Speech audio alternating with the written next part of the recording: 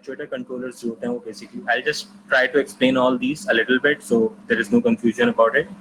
So low level actuators control जो होते हैं वो basically simple position control या current control, speed control होते हैं जो कि आप simple एक edge bridge controller, edge bridge drive से बना सकते हो. Like edge bridge तो बहुत ही rudimentary है, but there are a lot of advanced drive controller जिससे आप जो है वो पोजीशन कंट्रोल, स्पीड कंट्रोल और करंट कंट्रोल बना सकते हो. सो you can do one of them. Like position control अगर आपकी मोटर है तो आप उसको स्पीड कंट्रोल और करंट कंट्रोल ही कर सकते हैं. इट्स द बेसिक इलेक्ट्रोमैग्नेटिक की थ्योरी में पढ़ाया जाता है, which is actually very important. अगर थोड़ा सा ध्यान दो तो बाद में बड़ी काम आती है. फिर हाई लेवल ट्रेजेक्टरी कंट्रोलर्स हैं. तो अगर किसी ने इंट्रोडक्शन टू रोबोटिक्स पढ़ी हो तो, और लाइक इसमें एक चैप्टर होता है जिसके अंदर ट्रेजेक्टरी कंट्रोलर्स के ऊपर, पाथ प्लानिंग के ऊपर होता है. तो हाई लेवल ट्रेजेक्टरी कंट्रोलर से मतलब होता है कि जब आप फॉर एग्जांपल आपने मोटर, फॉर एग्जांपल आपके साथ एक जॉइंट है और उसके वो जीरो पोजीशन पे है and you ask it to move to 360 degrees और मूव टू 180 डिग्रीज. तो क्योंकि पीआईडी कंट्रोलर इटसेल्फ जो है वो एक बहुत ही डम कंट्रोलर है, तो वो सिर्फ मूव करने की कोशिश करेगा उस पोजीशन पे. तो इंटरमीडिएटरी पॉइंट्स जो होते हैं जिनकी प्लानिंग करनी होती है कि अच्छा अगर हमें 0 से 180 डिग्रीज तक जाना है तो बीच में पहले 1 डिग्री पे जाना चाहिए, फिर 2 डिग्री पे जाना चाहिए. और इस प्लानिंग की ज़रूरत इसलिए होती है क्योंकि एक्चुएटर्स जो होते हैं वो ख़राब ना हो. तो हाई लेवल ट्रेजेक्टरी कंट्रोलर्स अगर आप देखेंगे तो मैस ट्रेजेक्टरी कंट्रोलर इस तरह से आते हैं. पाथ प्लानर्स का मतलब होता है शॉर्टेस्ट पाथ और मिनिमल पाथ. और like as a CS engineer अगर आप लोगों ने ए स्टार एल्गोरिथम पढ़ा हो या डेप्थ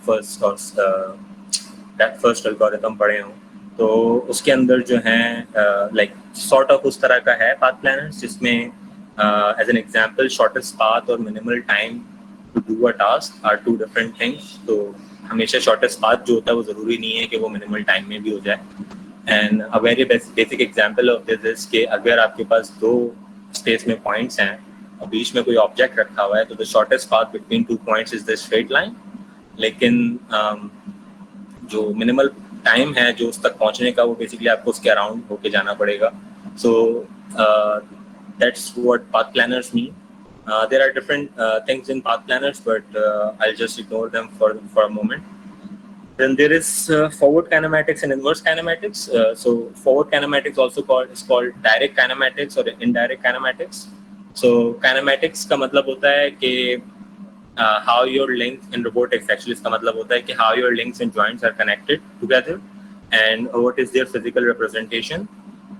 तो forward kinematics जो होती है अगर उसको हम robotics की टर्म में देखें तो उसका मतलब ये होता है कि मैं joint की क्या positions होगी, मैं जॉइंट को क्या पोजीशन दूं कि वो उसका जो टूल पोजीशन है या उसका जो एंड इफेक्टर है वो एक स्पेस में एक जगह पे जाके रुक जाए.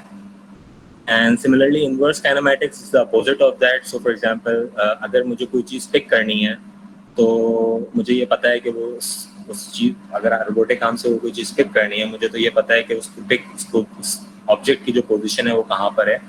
और अब मुझे रोबोटिक आर्म को इस तरह से मूव करना है कि वो उस पोजीशन पे जाए, उसको पिक करे और फिर कहीं और जगह पे रखे.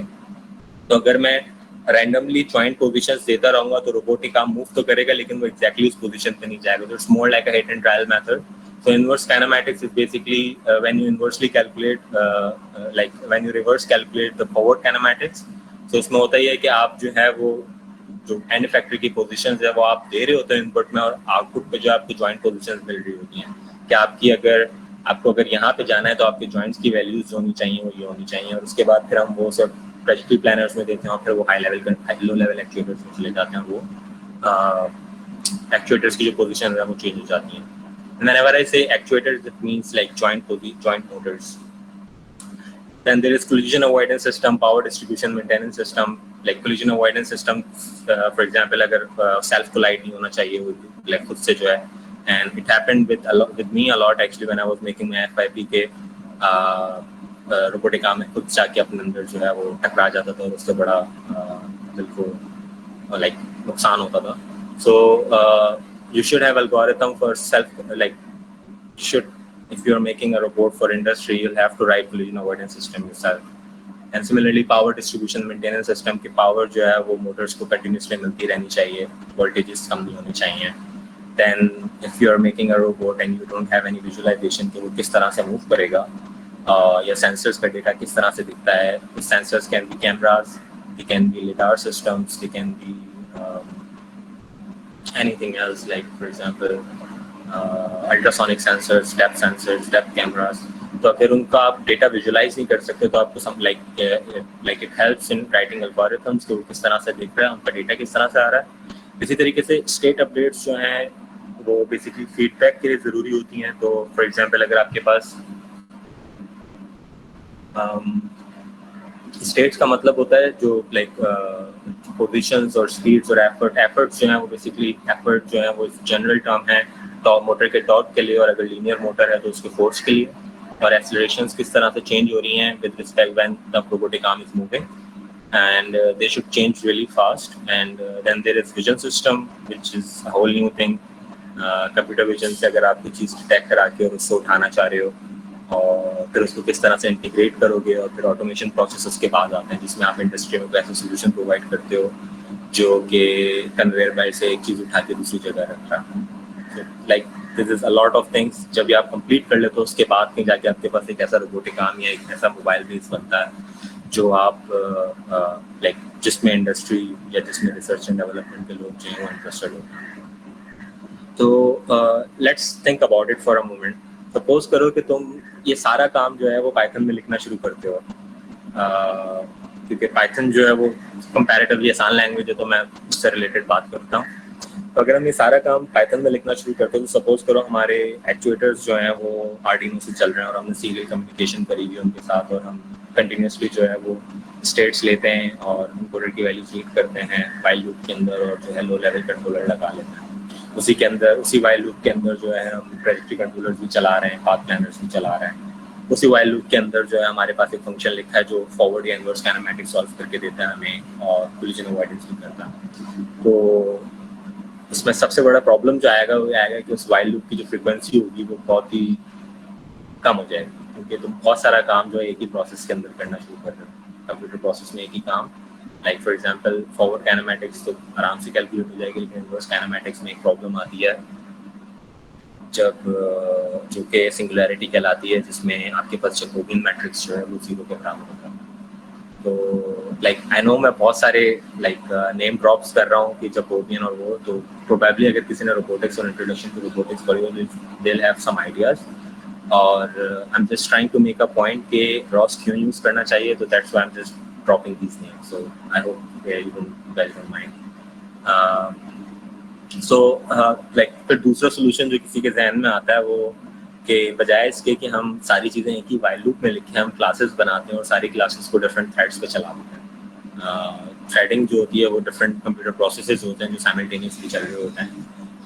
एक्चुअली में ये कर सकते हैं, लेकिन और ये लोग करते रहे हैं. लाइक जब रॉस नहीं था तो लोग एक्चुअली यही करते थे कि डिफरेंट प्रोसेसेस पे डिफरेंट वो चलाते थे, लेकिन उसमें एक छोटा सा जो प्रॉब्लम था वो ये था कि इफ यू गाइस नो कि थ्रेड्स जो होती हैं वही सिंक्रोनस होती हैं.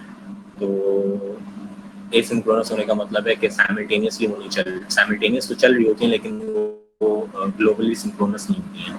तो फॉर एग्जांपल तुम्हारा कंट्रोलर, तुम्हारा रोबोटिक आर्म जो है उसमें लो लेवल कंट्रोलर जो है वो रोबोट को जो 180 डिग्री पे लेके जाता है, लेकिन तुम्हारी जो स्टेट्स हैं वो अपडेट ही नहीं होगी. तो स्टेट्स का मतलब है कि तुम्हारी जॉइंट पोजीशन जो बता रहा है वो बता रहा है फॉर एग्जांपल 90 डिग्री. तो ये सारे प्रॉब्लम जो है तुम्हें आ सकते हैं अगर आप लोग इसे खुद से लिखने की कोशिश करो सारे के सारे, या अगर एक पूरी टीम जो है वो इसके साथ लिखने की कोशिश करें. सिमिलरली सेम प्रॉब्लम्स आती हैं जब आप ऑटोनॉमस तो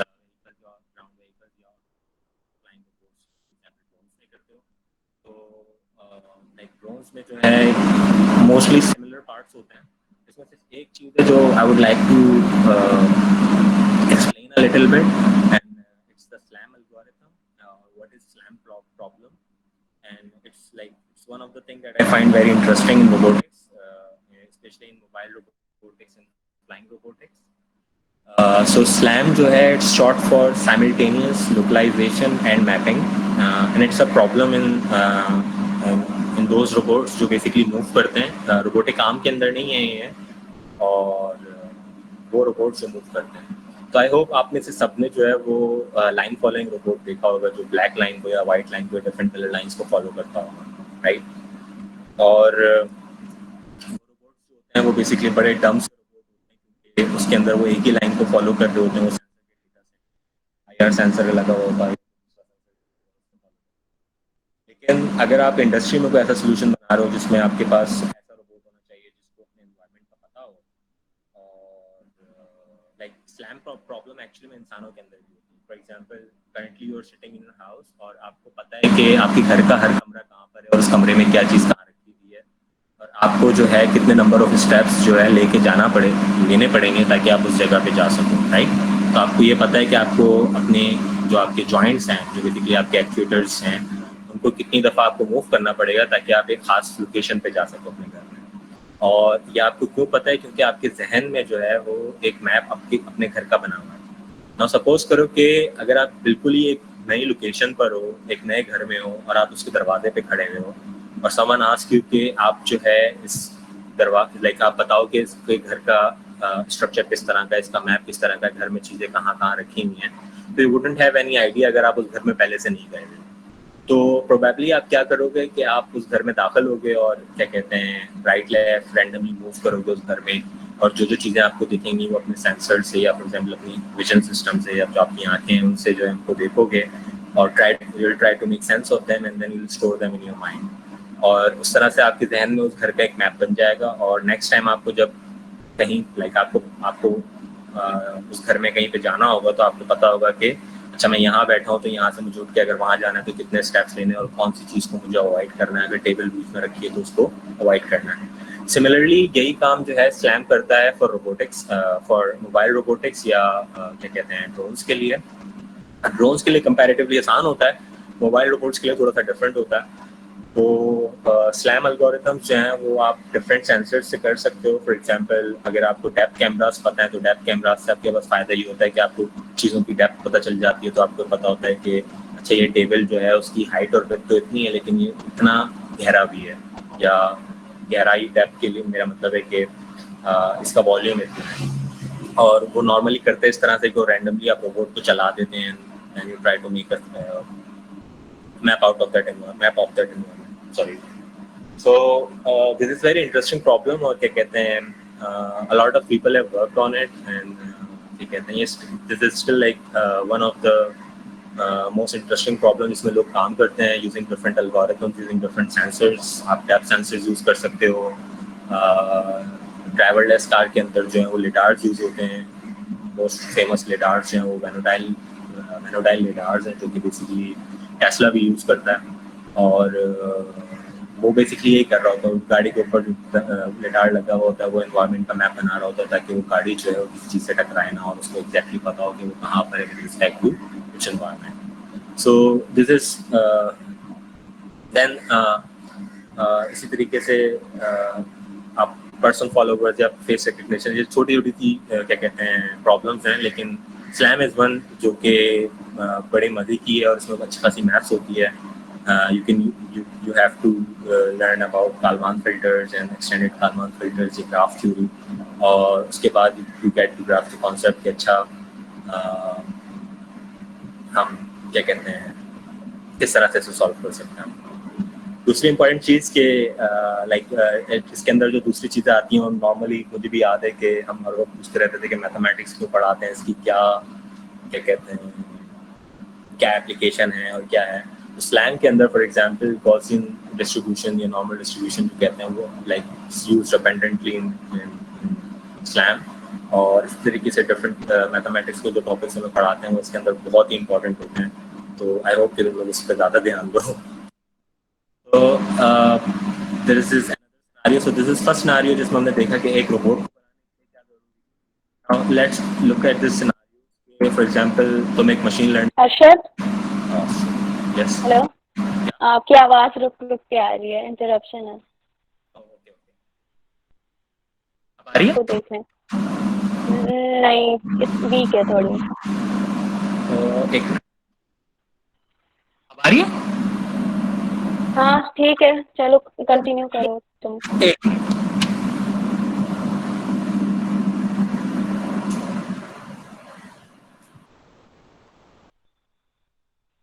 अब बेहतर है? ठीक है, बेहतर है। ओके, तो सपोज करो कि तुम मशीन लर्निंग इंजीनियर हो और तुमने कोई नेक्स्ट किलर ट्रेन मॉडल बनाया है जिसकी डिटेक्शन एक्यूरेसी जो है वो 99.999% है, और तुम ये ट्रेन करना चाहते हो कि तुमने एक इंडस्ट्री के लिए बनाया जिसमें वो रोबोटिक आर्म जो है वो मोबाइल बेस पे लगा हुआ है, मोबाइल रोबोट्स पे लगा हुआ है। और मोबाइल रोबोट्स का मतलब बाय द वे होता है जिसमें आप उसको मूव कर सकते हो। फॉर एग्जांपल सारे व्हील रोबोट्स जो होते हैं जिनके अंदर व्हील्स लगे होते हैं वो मोबाइल रोबोट्स कहलाते हैं। और तुम उसको ट्रेन करना चाहते हो, ट्रेन कर लिया तुमने और अब उसको टेस्ट करना चाहते हो इंडस्ट्री के अंदर, लेकिन प्रॉब्लम ये है कि उसको टेस्ट करने के लिए तुम्हारे पास स्लैम लगा हुआ होना चाहिए, लो लेवल कंट्रोलर्स होने चाहिए, ट्रेजेक्टरी कंट्रोलर्स होने चाहिए, वो सारी चीजें होनी चाहिए। But because you are machine learning engineer, you don't know how to do that. तो अगर तुम रॉस यूज करते हो तो वो सारी चीजें जो है वो एब्स्ट्रैक्ट हो जाती हैं, और तुम जो पुराने लोगों ने काम किया हुआ उसके ऊपर वो सिंपली वो यूज करते हुए अपना सिर्फ मशीन लर्निंग एल्गोरिथम जो है उसके ऊपर लगा के जो है वो काम कर सकते हो। सिमिलरली दूसरे सिनारियोज भी इसी तरीके से हैं कि अगर तुम सेल्फ ड्राइविंग कार में बहुत ज्यादा इंटरेस्टेड हो, लेकिन ऑब्वियसली कोई कार खरीद के तो उसके ऊपर नहीं कर सकते एक्सपेरिमेंट, तो सिमुलेशन में आप कर सकते हैं। तो सिमुलेशन एनवायरनमेंट जो है वो आप रॉस के अंदर यूज करके आराम से कर सकते हैं, क्योंकि उसके अंदर आपके डिफरेंट सेंसर्स की सिमुलेशन होती है ऑलरेडी। और वो same like one of the things जो मुझे बहुत अच्छी लगती है रॉस के बारे में वो ये कि जो भी कोड आप सिमुलेशन के लिए लिखते हो एग्जैक्टली वही कोड विदाउट एनी चेंज आपके पास हार्डवेयर के लिए भी चलता है। और उसकी बड़ी वजह ये है क्योंकि उन्होंने हार्डवेयर को इतना ज्यादा एब्स्ट्रैक्ट कर दिया है कि रियल रोबोट जो है वो ऑलमोस्ट ऐसा लगता है कि आप सिमुलेशन में जैसे चला रहे हो वैसे रियल रोबोट चलता। So moving on, this is ये जो स्लाइड है ये बेसिकली मैंने नहीं बनाई, so just to give proper credit. ये बेसिकली वो दो रॉस डेवलपर्स थे जो बेसिकली जिन्होंने स्टार्ट किया था रॉस बनाना। और it's a very interesting article, अगर तुम लोग चाहो तो ये जाके पढ़ना, हिस्ट्री ऑफ रॉस। सो ये इन्होंने दो रॉस के फाउंडर्स हैं, वो बेसिकली पीएचडी स्टूडेंट्स थे। स्टैनफोर्ड में मीडिया लैब्स है, बहुत मशहूर लैब है मीडिया लैब्स। और उन्होंने जो है ना ये अपने इन्वेस्टर्स को दिखाई दी है ये सॉर्ट ऑफ स्लाइड, जिसके अंदर यही हो रहा था उस वक्त तक जब तक रॉस नहीं था कि फॉर एग्जांपल काइस्ट एक यूनिवर्सिटी है, वो क्या कर रही थी कि उनको अगर कोई एल्गोरिथम डेवलप करते थे तो उससे पहले उस रोबोट को चलाने के लिए उनको 600 चीजें लगानी पड़ती थी, उसके अंदर उसको डेवलप करना तो पड़ता था, और उसके ऊपर फिर वो अपना एल्गोरिथम टेस्ट कर पाते थे। क्योंकि फॉर एग्जांपल उनके पास low level actuators, low level controllers नहीं लगे हुए होते थे, ट्रेजेक्टरी कंट्रोलर्स नहीं होते थे। और उसकी बड़ी वजह ये थी कि जो इंडस्ट्रियल रोबोटिक आर्म्स होते हैं उसमें जो जिन बड़ी कंपनीज के होते हैं वो नहीं चाहते कि वो अपना सॉफ्टवेयर जो है वो एक्सपोज करें, तो वो हमेशा बहुत ही लिमिटेड सपोर्ट्स देते थे। उनके पास टीच पेंडेंट्स होते हैं जिसके अंदर आप प्रोग्राम कर सकते हो रोबोट को, लेकिन वो बहुत ही लिमिटेड सी प्रोग्रामिंग होती है। और वो उस वक्त के लिए जरूरी भी था क्योंकि नॉर्मली इंडस्ट्रियल रोबोटिक आर्म्स जो होते हैं वो बेसिकली उसमें वो उन्होंने जब वो उसको इंस्टॉल कर रहे होते हैं तो उसके बाद जो उनको यूज करना होता है बेसिकली कंपनी वर्कर या फैक्ट्री वर्कर्स को यूज करना होता है, और उनकी नॉलेज इतनी नहीं होती है कि वो उसको बैठ के इंटरनली जो है ना वो प्रोग्राम कर सके, तो उसे इतना ही लिमिटेड एक्सपोज करते थे उस टीच पेंडेंट के अंदर जितना जरूरत होती थी कि रोबोट को जो है वो आप टूल से पकड़ के यहाँ मूव कर लें, यहाँ मूव कर लें तो वो रोबोट जो है वो चलना शुरू हो जाएगा। तो क्या कहते हैं, लेकिन रिसर्च में जो है बड़ा मसला होता था कि अगर किसी ने नया एल्गोरिथम बना लिया तो उसके बाद उसे वो पूरी बैक साइड पे जो रोबोट को चलाने का पूरा है सिस्टम जिसमें कोलिजन अवॉइडेंस और वो सारी चीजें लगी होनी चाहिए वो उनको खुद से डेवलप करना पड़ता था। It took a lot of time for them. So as you can see in the slide, so for example John Hopkins University जब अपना रोबोटिक्स, उनका बड़ा अच्छा मशहूर रोबोटिक्स प्रोग्राम है, या काइट्स जो है साउथ कोरिया में है, Stanford, Honda, NASA, even NASA को भी प्रॉब्लम्स आती नहीं। तो that's why this was their motivation कि उन्होंने रॉस जो है वो डेवलप किया। So let's take a look robot operating system. First of all ये उनकी it's not a operating system, उसका नाम उन्होंने जो रखा है रोबोट ऑपरेटिंग सिस्टम रखा है, and they actually regret naming it as robot operating system. So by definition Windows is an operating system and Ubuntu is an operating system, पर it's not like ROS is not an operating system. It can be called meta operating system या framework, ecosystem या tool sets, इस तरह की चीजें आप इसे कह सकते हैं। और फॉर एग्जांपल अगर आप कोई नया ऑपरेटिंग सिस्टम कर रहे हो तो आपको अपने हार्ड डिस्क में से जो है वो सारी फाइल्स उड़ा के जो है उसके अंदर एक नया कर्नल करना पड़ता है, और वो कर्नल जो है आपके प्रोसेसर से जो है वो इंटरेक्ट करता है। लेकिन रॉस इस तरह से नहीं करता। रॉस बेसिकली आप उबंटू सिस्टम के ऊपर करते हो और उसके बाद जो है वो डायरेक्टली आपके प्रोसेसर या उसका कोई कर्नल नहीं होता।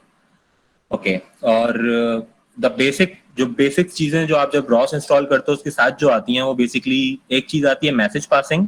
सो रिमेंबर वी टॉक अबाउट के किस तरह से थ्रेड्स जो हैं, जो फॉर एग्जांपल डिफरेंट थ्रेड्स चल रही हैं, एक कोलिजन अवॉइडेंस की चल रही है, एक ट्रेजेक्टरी कंट्रोलर की चल रही है, और उनको आपस में मैसेज जो है या आपस में डेटा शेयर करना है। तो थ्रेड्स के अंदर जब हम डेटा शेयर करते हैं तो उसके अंदर हमें म्यूटेक्स लॉक लगाना पड़ता है ताकि डेटा एक साइड पे चेंज ना हो जब तक दूसरी साइड पे चेंज ना हो, इस तरह की चीजें करनी पड़ती हैं। तो this is called message passing system. So it's by message passing it means कि फॉर एग्जाम्पल आपके पास एक प्रोग्राम चल रहा है पाइथन के अंदर और एक प्रोग्राम चल रहा है C++ के अंदर और दोनों साइमल्टेनियसली लाइक रन हो रहे हैं। तो आप जो है वो डिफरेंट काइंड ऑफ डेटा जो है वो दोनों प्रोग्राम के बीच में डिस्ट्रीब्यूट वो कर सकते हो, पास कर सकते हो। आप उसमें राइट भी करवा सकते हो, रीड भी करवा सकते हो, और उसके करने के डिफरेंट मेथड्स हैं रॉस के अंदर। फॉर एग्जाम्पल आप टॉपिक्स के थ्रू करा सकते हैं, will talk about what are topics, और लाइक सर्विसेज के थ्रू करा सकते हो, एक्शन क्लाइंट सर्विस के थ्रू करा सकते हो, पैरामीटर सर्वर के थ्रू करा सकते हो। तो जस्ट अ हेड स्टार्ट के सर्विसेज जो होती हैं वो इटसेल्फ सिंक्रोनस होती हैं, और एक्शन सर्वर क्लाइंट जो होते हैं वो एसिंक्रोनस होते हैं। सो सिंक्रोनस का मतलब in this example is this, ये होता है कि अगर आपने फॉर एग्जांपल एक सर्विस को रिक्वेस्ट करी है कि वो कुछ एक्शन परफॉर्म करे और उसके बाद उसका रिस्पॉन्ड दे, तो वो उस लाइन ऑफ कोड पे उसकी एग्जीक्यूशन रुकी रहेगी जब तक कि वो रिस्पॉन्ड वापस ना आ जाए। एक्शन क्लाइंट और सर्वर जो होते हैं वो बेसिकली एसिंक्रोनस होते हैं, तो आप उनको जब रिक्वेस्ट करते हो तो वो बैकग्राउंड में डिफरेंट थ्रेड्स पे चलते हैं और आप कभी भी उनका एक्शन जो है वो कैंसिल कर सकते हो। इसके बाद जो दूसरी अच्छी चीज है वो है हार्डवेयर एब्स्ट्रक्शन। सो हार्डवेयर एब्स्ट्रक्शन का मतलब है कि फॉर एग्जांपल अगर मुझे एक मोटर चलानी है जो कंट्रोल जिसका एज ब्रिज जो है डिफरेंट कंपनी का है, और फिर एक दूसरी मोटर चलानी है उसका एज ब्रिज जो है वो डिफरेंट कंपनी का है, तो इसके लिए मुझे जरूरी नहीं है कि मुझे अपना पूरा कोड चेंज करना पड़ेगा, क्योंकि मैंने कंपनी डिफरेंट हार्डवेयर यूज कर रहा हूँ, तो उसके लिए मुझे डिफरेंट लाइक पूरा ऊपर से नीचे सारा कोड जो है वो चेंज करना पड़ेगा या उससे रिलेटिव टर्म्स चेंज करनी पड़ेंगी। कुछ चीजें होती हैं जो चेंज करनी पड़ती हैं, लेकिन it's not like you have to change the whole code base for it. So this is nice. और इसकी सबसे बड़ी एग्जांपल जो है वो डिफरेंट रॉस पैकेजेस हैं, उसमें रॉस कंट्रोलर्स और रॉस मैनेजर्स हैं, जो कि रॉस कंट्रोलर मैनेजर्स हैं जिसमें आपको दिखती है, and I show you a little bit of this also.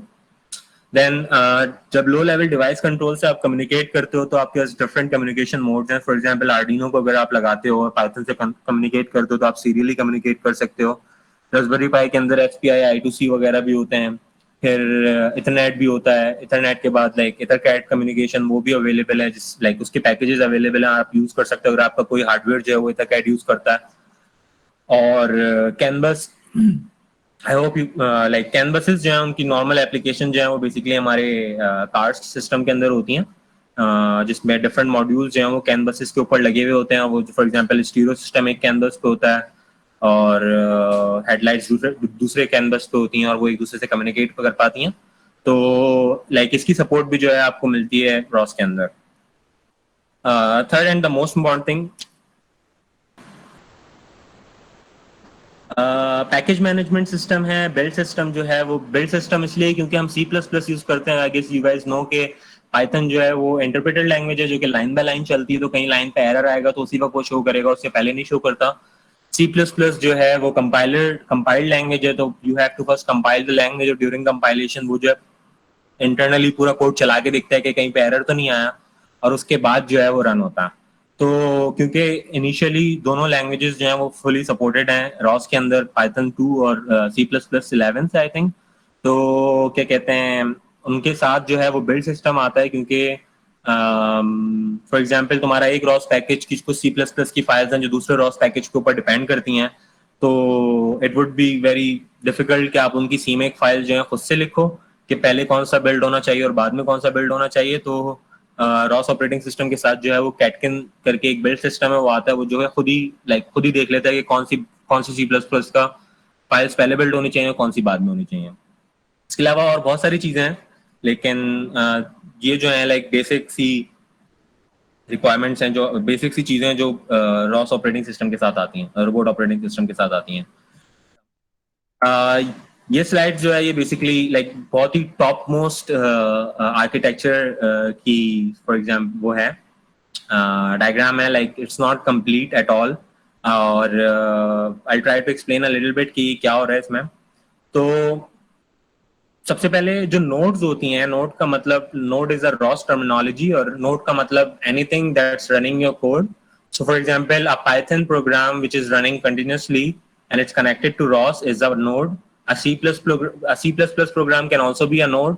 और even a terminal, जो Ubuntu system में जो terminal होता है, और या for example Windows में जो है वो command prompt कहलाता है, वो भी जो है एक तरह की नोड काम कर सकती है अगर वो ROS से कनेक्टेड है. अच्छा, तो फॉर एग्जांपल सपोज करो कि तुम एक कैमरा तुमने लिया हुआ है, और वो और तुम्हारे पास एक एल्गोरिथम है जो दूसरे पाइथन प्रोग्राम में चल रहा है, और वो एल्गोरिथम जो है वो फेस डिटेक्ट करता है. अब तुम वो फेस डिटेक्ट जब भी करेगा जब तुम उसे इनपुट दोगे, कैमरे की जो इनपुट फीड है वो दोगे, कैमरे की इमेजेस है वो दोगे. लेकिन अगर सपोज करो कि वो जो नोड है, can you guys see my arrow? Let's say कि this is the node that's running your face detection algorithm, and this is the node जो कि आपकी कैमरा को रीड करता है और उसकी इमेजेस कंटिन्यूसली जो है वो एक्वायर करता, उसको एज अ वीडियो दिखाता. तो अगर हम ये वाली नोड चलाएं और इसके ऊपर इससे जो है एक इमेज टॉपिक पब्लिश करें रॉस टॉपिक के ऊपर, तो हम इस वाली नोड में जो है वो वाली इमेज उठा के और वो वाला फेस डिटेक्ट करा सकते हैं. और ये सारी चीजें जो हैं ये रजिस्टर्ड होती हैं रॉ स्कोर के ऊपर. तो like I show you an example, तो उससे थोड़ा सा क्लियर हो जाएगा कि क्या मैं कह रहा हूँ. तो let's try an example first, ताकि कंफ्यूजन थोड़ी कम हो. ओके, तो ये थोड़ी सी एग्जांपल्स हैं, और मैंने वर्चुअल उबंटू की भी अपने पास, और इसमें मैंने रॉस इंस्टॉल किया हुआ है. तो आई शो यू कि किस तरह से इसे हम चला सकते हैं.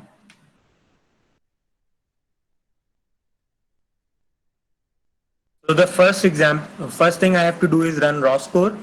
It's a terminal command. So each terminal command starts with a dollar sign. Like लिखने का तरीका ये है, लेकिन आप डॉलर साइन लगाते नहीं हो. तो अगर मैं कहूँ roscore, started this thing, और अभी मुझे कुछ भी नहीं पता कि क्या हो रहा. सेकेंडली, अगर मैं देखना चाहूँ कि मेरे पास कितनी रॉस नोड्स स्टार्ट हुई हैं, तो मैं रॉस नोड लिस्ट लिख सकता हूँ, और अभी सिर्फ एक रॉस नोड स्टार्ट हुई है. तो one minute, I show you.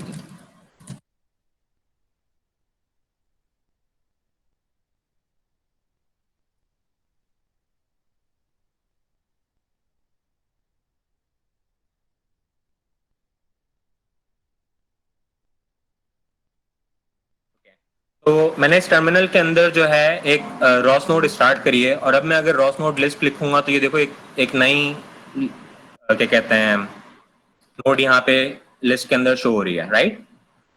अगर फॉर एग्जांपल मैं रॉस नोड इन्फो लिखूंगा और इस नोड का नाम लिखूंगा, मुझे इससे रिलेटेड जितनी इन्फॉर्मेशन है वो पता चल जाएगी. फॉर एग्जांपल इसका नाम ये है, ये पब्लिश जो कर रहा है वो इस टॉपिक के ऊपर कर रहा है. पब्लिश जिस मैसेज को कर रहा है उसका नाम है स्टैंडर्ड मैसेज स्ट्रिंग, और इसको सब्सक्राइब अभी कोई नहीं कर रहा. और दो डिफरेंट लिस्ट हैं, दो डिफरेंट सर्विसेज हैं, वो अभी बाद में बात करता. ठीक है. अगर मुझे किसी भी रॉस नोड को टर्मिनल से किल करना है तो I just have to do ROS node kill और नोड का नाम. सो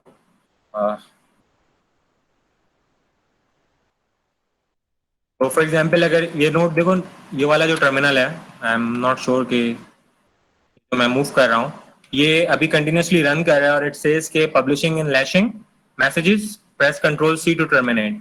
तो वन वे टू टर्मिनेट इसके मैं यहाँ से ही बंद कर दूं इसे कंट्रोल सी दबा के. But I want to show you कि रॉस नोड किल का क्या मतलब होता है. तो मैं एक और टर्मिनल से अगर मैं लिखूं रॉस नोड टॉपिक, ये मैंने नोड का नाम लिखा, ये रॉस नोड कमांड है, ये उसका आर्ग्यूमेंट है, और ये मैंने नोड का नाम लिखा है. अगर मैं ये करता हूं तो यहाँ पे रॉस नोड खुद ब खुद बंद हो जाती है. You see how I killed a node from terminal. Now I did it again to show you something else. हमने देखा कि रॉस नोड इन्फो से क्या होता है, अगर हम Ross node info node name लिखेंगे तो हमें उससे रिलेटेड, उस नोड से रिलेटेड जितनी भी चीजें हैं वो हमें पता चल जाएंगी कि वो नोड जो है, and by node please remember it means any Python code, any C plus plus code और इवन एनी टर्मिनल। सो एक पाइथन कोड जो है वो किसी टॉपिक के ऊपर पब्लिश कर सकता है कोई मैसेज, और कोई पाइथन कोड जो है वो किसी टॉपिक से सब्सक्राइब कर सकता है। So it's like global bag, this topics are global bag जिससे आप चीजें निकाल सकते हो, पब्लिश कर सकते हो और सब्सक्राइब कर सकते हो, राइट? तो these are the basic commands for ROS node. इसके अलावा भी कमांड्स हैं। अगर आप रॉस नोड के टैब दबाते रहोगे तो आपको दिख जाएंगी सारी, but normally like daily life में मैं जो हूँ वो वर्किंग लाइफ में जो है वो किल या इन्फो या लिस्ट यूज करता हूँ, ज्यादा नहीं यूज करता। सही, you can explore them yourself on Google if you like. Secondly, let's talk about Ross topic. So topics जो हैं वो एंटिटीज हैं जिनके ऊपर नोड्स जो हैं वो मैसेजेस पब्लिश करती हैं या सब्सक्राइब करती हैं। सो फॉर एग्जाम्पल, हमने यहाँ पे हमने एक नोड स्टार्ट करी थी जिसका नाम जो है वो, एक नाम है दिस रॉस टॉपिक 12358_159 whatever। और ये नोड जो है ये बेसिकली पब्लिश कर रही है इस टॉपिक के ऊपर, और जो मैसेज टाइप है वो है हेलो, हेलो फ्रॉम वेबिनार। तो अगर मैं ये लिखूं Ross topic list, list this topic name also।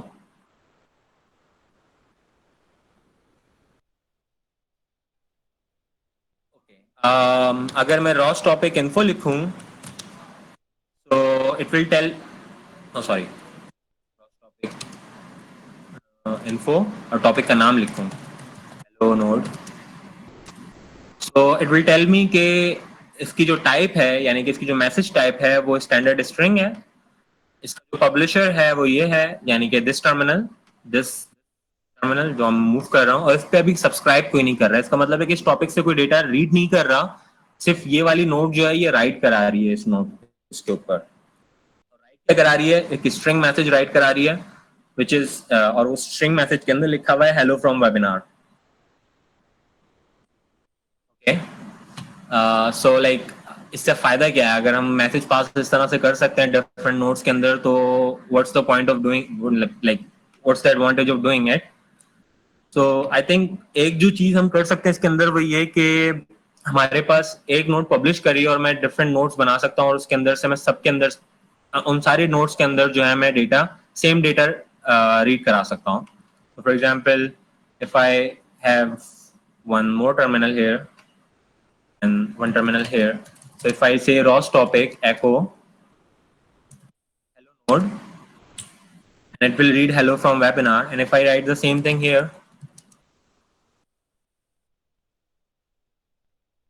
and like it will read the same data from this topic, right?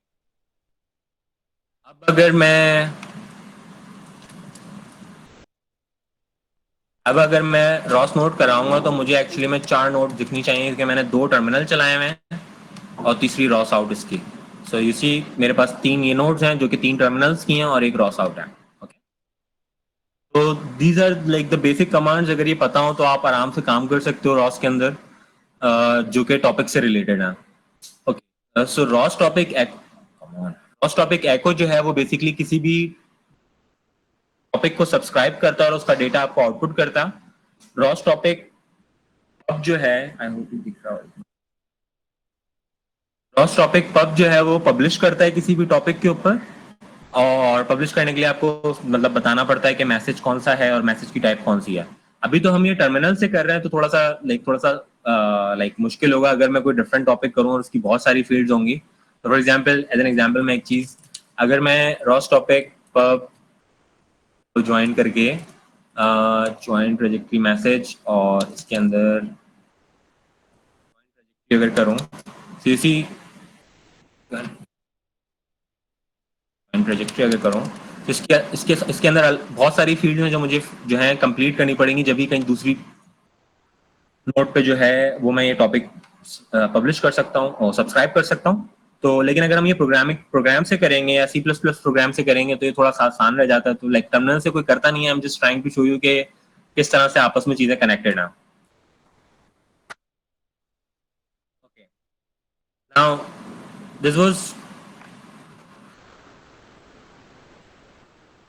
Topics जो कि मैं बात कर रहा था कि किस तरह से ये मैसेज पासिंग में काम आते हैं। There are other things like services and parameter server और the easiest way to think about parameter server, like first of all server itself, you know guys know कि server क्या होता है जिसमें आप request send करते हो और respond करता है वो आपको।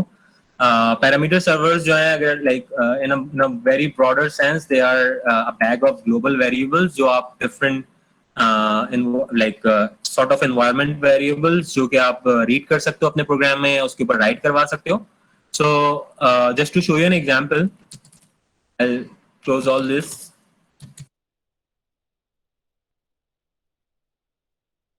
और किसी अभी भी मेरा रॉस कोड रन हो रहा है और मैं इसे बंद करके दोबारा से खोलता हूँ। जब मैं रॉस को रिस्टार्ट करता हूँ तो यहाँ पे इस समरी के अंदर लिखा हुआ है कि there are 2 parameters, ROS distros and ROS version, and the values are kinetic and the ROS version is 1.112 and 14। There are no nodes running और कोई टॉपिक भी रन नहीं हो रहा, वरना यहाँ समरी के अंदर सब कुछ लिखा हुआ जाता।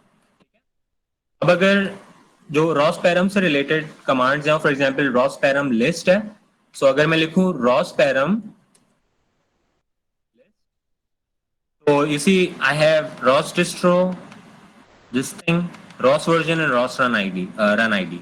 सो रॉस डिस्ट्रो जो है वो बेसिकली ये वाला पैरामीटर है जो यहाँ से यहाँ से जो है उसने सेट किया। तो if I want to get this value I can just type ROS get version, sorry ROS param get और उसकी जो पैरामीटर का नाम है, and it will return me the value of that thing, of that parameter. Similarly, I can set a parameter, so I can say for example hello webinar,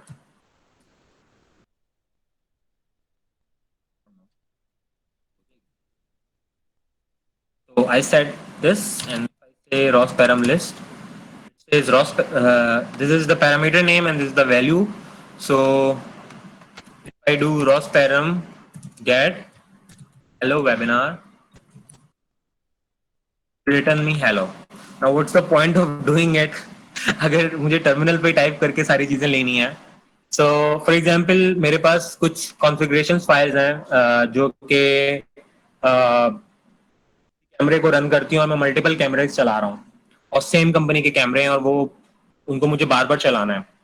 तो बजाय इसके कि मैं जितनी नोट्स लिखूं उसके अंदर मैं उस कैमरे की कॉन्फ़िगरेशन फाइल रीड करूं, मैं काम ये कर सकता हूं कि मैं सिंपली उसे रॉस पैरामीटर सर्वर पे लोड कर सकता हूं और जितनी भी मेरी नोट्स होंगी उसके अंदर मैं वो रीड कर सकता हूं कंटिन्यूसली और वो यूज कर सकता हूं, बजाय इसके कि मैं फाइल को रीड करूं और उसके बाद उसे क्लोज करना भूल जाऊं तो उसमें प्रॉब्लम आती है। वो सारी चीजें जो ना वो करने के बजाय मैं डायरेक्ट उसे रॉस पैरामीटर सर्वर पे अपलोड कर सकता हूँ। Secondly one important thing is कि जब तक रॉस कोर आपका चल रहा होता है एक टर्मिनल के अंदर, जब तक सारी चीजें इसके ऊपर रजिस्टर्ड हो रही होती हैं। अगर मैं यहाँ से रॉस कोर को बंद कर दूंगा और बंद करने के लिए मुझे कंट्रोल सी दबाना पड़ता है, तो if I press control C by selecting this terminal and it gets killed, तो अब अगर मैं यहाँ पे लिखूंगा रॉस पैरम गेट या इस तरह की कोई चीज, तो it will say unable to communicate with master because everything जो मैं यहाँ पे कर रहा था वो सारी की सारी रॉस कोर के अंदर जाके रजिस्टर्ड हो रही थी।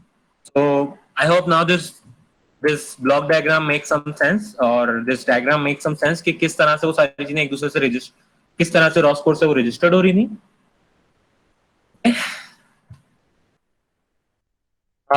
There is like some other examples also, पर ये करने से पहले I think थोड़ा सा बोरिंग सा हो गया, तो कुछ और करते हैं। एक दूसरी जो इम्पोर्टेंट चीज है वो ये कि वर्किंग डायरेक्टरी किस तरह से होनी चाहिए और आपने अपना प्रोजेक्ट किस तरह से सेटअप किया हुआ है।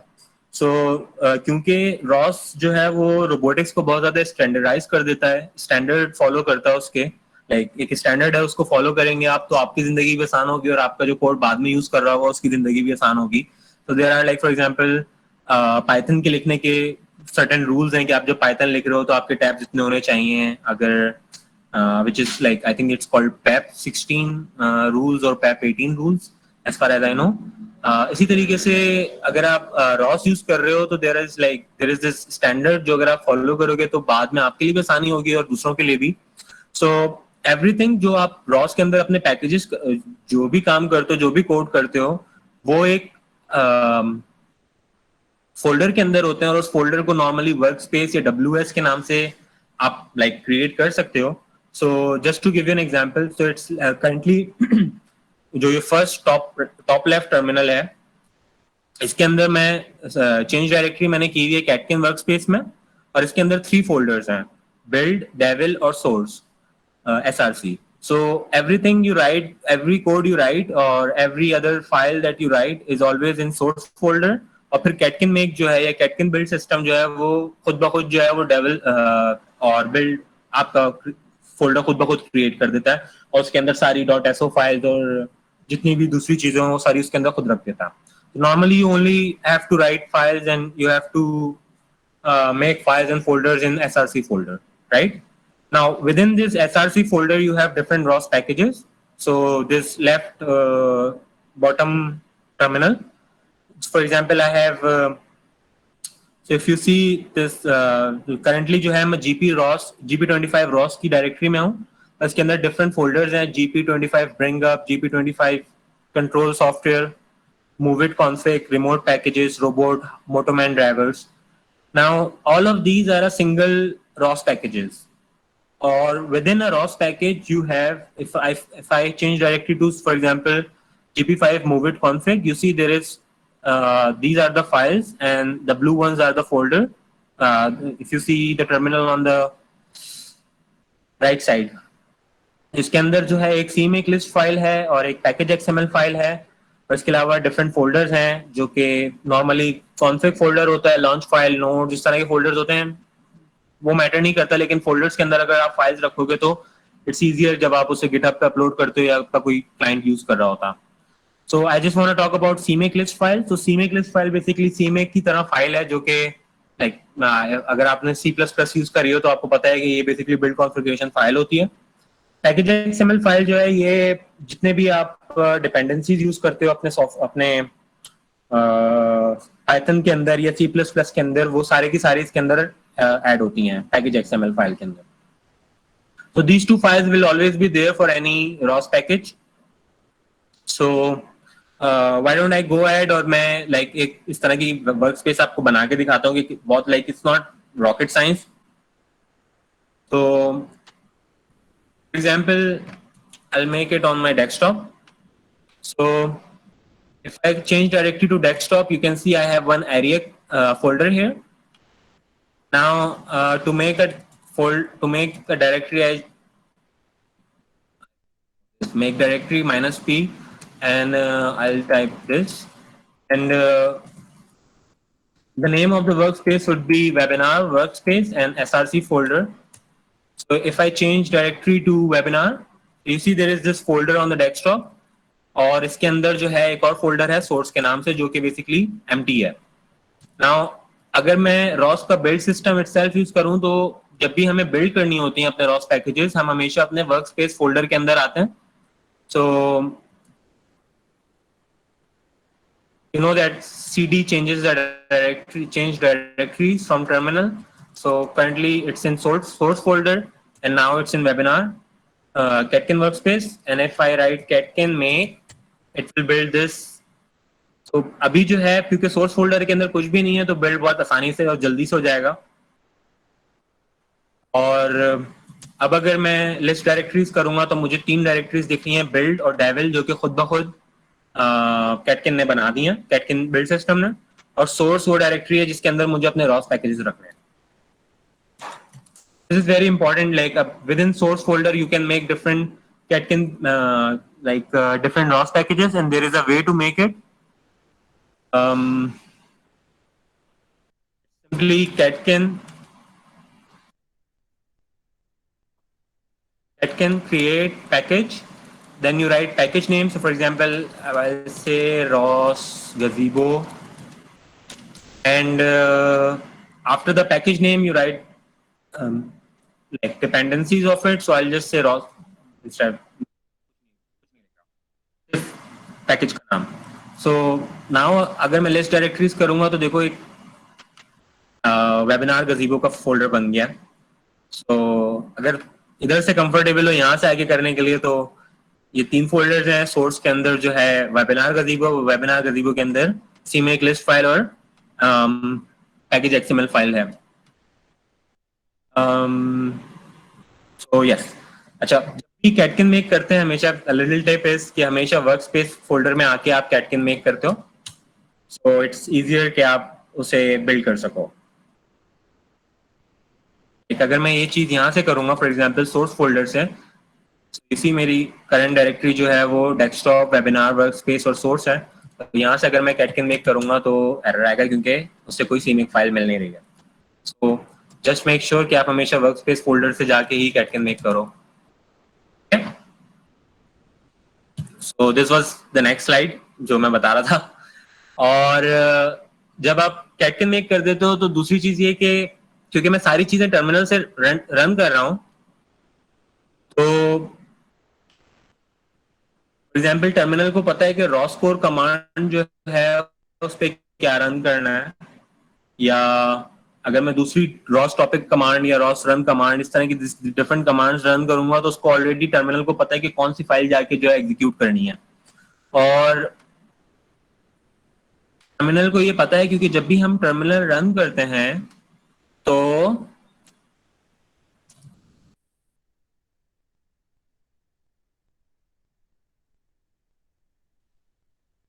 हम टर्मिनल रन करते हैं तो ये वाली फाइल रन हो जाती है खुद ब खुद internally, this file. And it's a bash RC file जो कि बेसिकली बताती है कि टर्मिनल को कि कौन कौन सी चीजें आप जो है वो लाइक कौन सी कमांड्स आप जो है वो रन कर सकते हैं, उनकी फाइल पाथ किया. तो बिल्कुल and eight the end of this file there is this Ross kinetic source. So I source this path.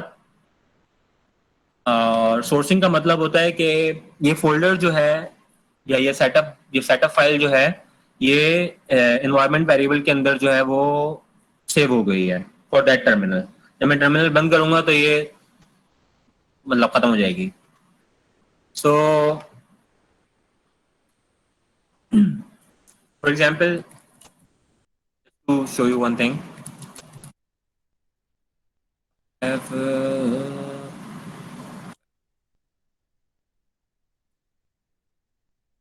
I have this workspace called Catkin workspace. यहाँ से मैं Catkin make कर सकता हूँ. It will build my files. This is basically the same files as these files जो मैं यहाँ पे दिखा रहा था. And then I have to source this folder. जब मैं ये इस like I'm sourcing a file under Devil folder. So if you go into Devil and you list directories, there is this setup.bash file that I have to source whenever I open a new terminal. So ये सब चले गए.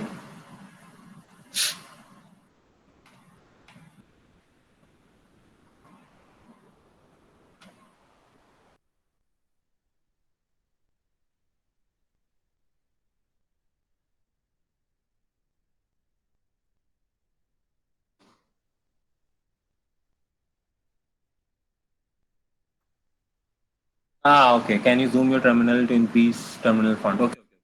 Sorry. मैंने बहुत सारी बातें कर दी लेकिन मैं terminal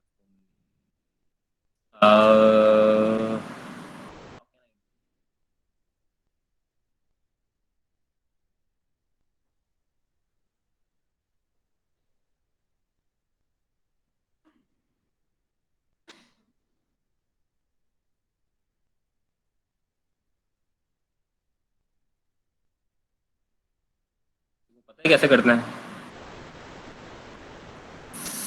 View, edit, file, terminal, new file.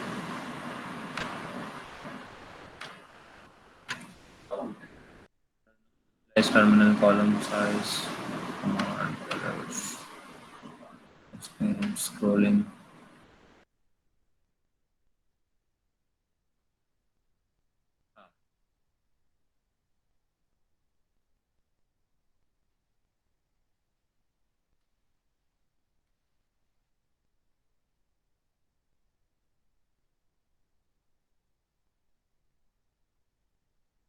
Clear ना?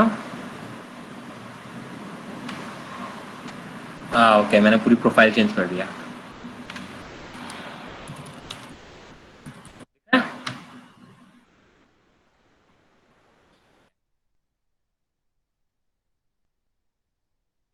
आई थिंक मैं पूरा रिपीट नहीं कर सकता दोबारा बिकॉज टाइम थोड़ा सा कम है।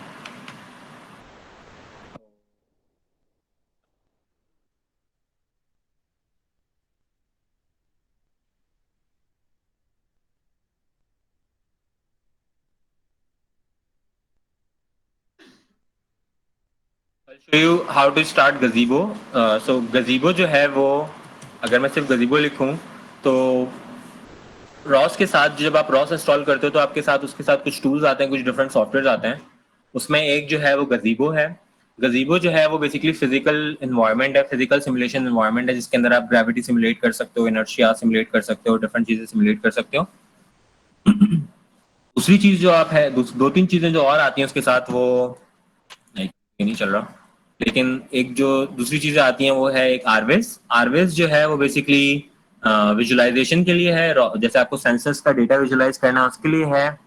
एक आता है आरक्यूटी, उसके अंदर आप छोटे स्मॉल जीयूआई बना सकते हैं यूजिंग Qt5 और Qt5 यस।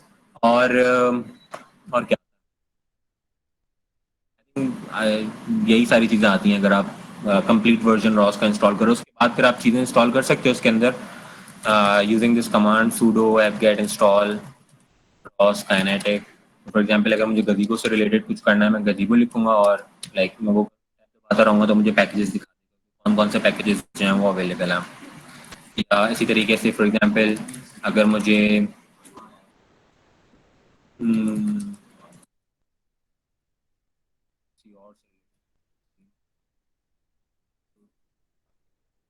अच्छा दूसरी चीज़, एक और चीज़ जो मैं भूल गया बताना, मैं लिख रहा हूँ रॉस काइनेटिक। सो रॉस के जो वर्जन आते हैं जो रिलीज होते हैं, फॉर एग्जांपल रॉस 1 के अंदर वो बिल्कुल उसी तरीके से जैसे 1-2 के वर्जन रिलीज होते हैं, तो वो हर वर्जन को एक नाम देते हैं, वो नाम जो है वो अल्फाबेटिकली इंक्रीज हो रहा होता है। तो फॉर एग्जांपल करंट वर्जन जो मेरे पास इंस्टॉल हुआ हुआ है वो काइनेटिक है।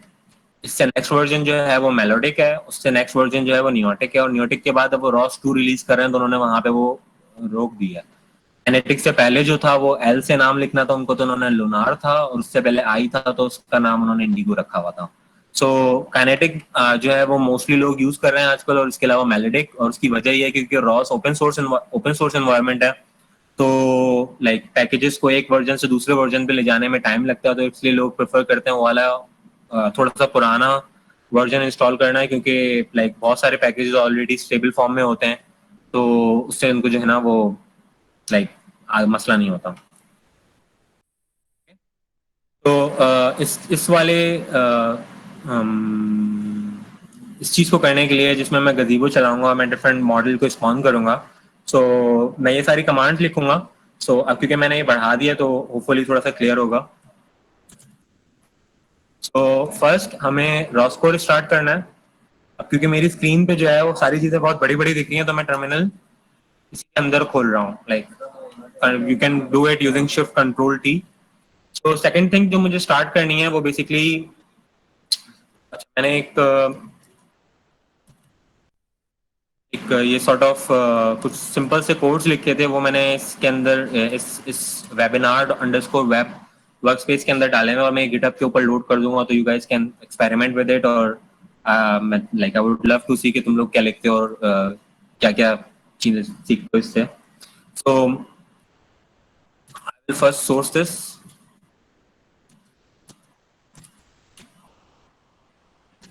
और फिर मुझे गजीबो चलाना है। तो मैं ROS run is a command जिसमें आप नोट्स को रन करने के लिए आप रॉस रन लिखते हो, उसके बाद आप उस पैकेज का नाम लिखते हो,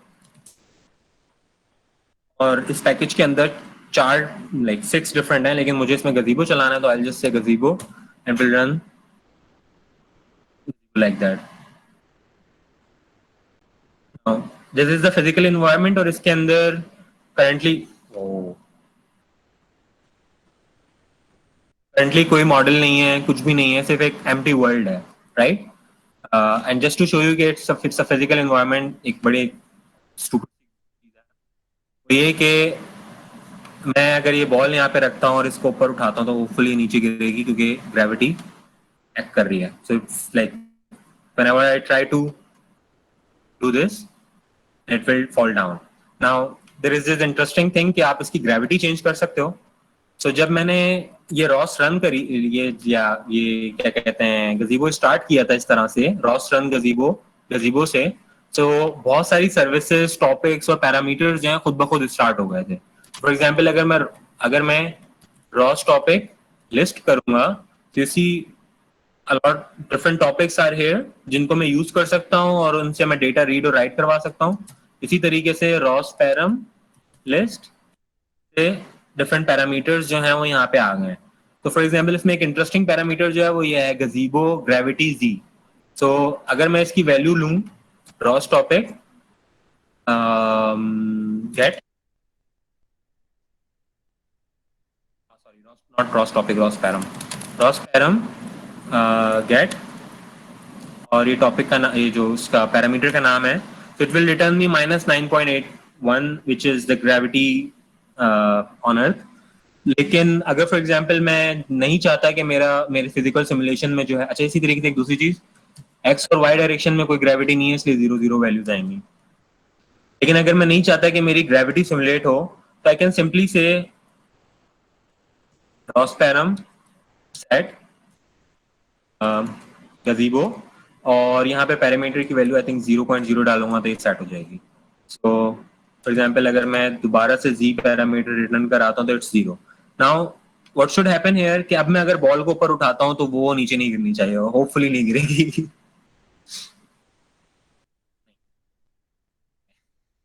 आई वाज थिंकिंग कि शायद नीचे ना गिरे लेकिन ये गिर रही है, तो अंदर कुछ हुआ है.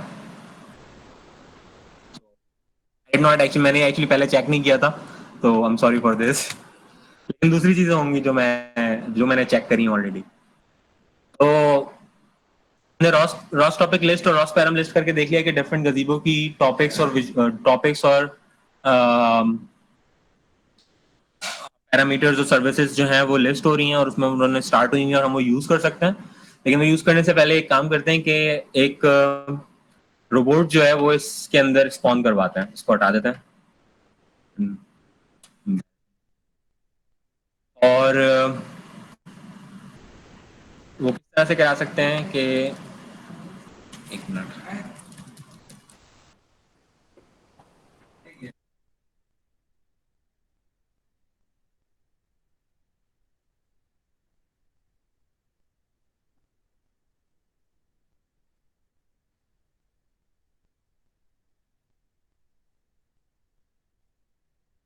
तो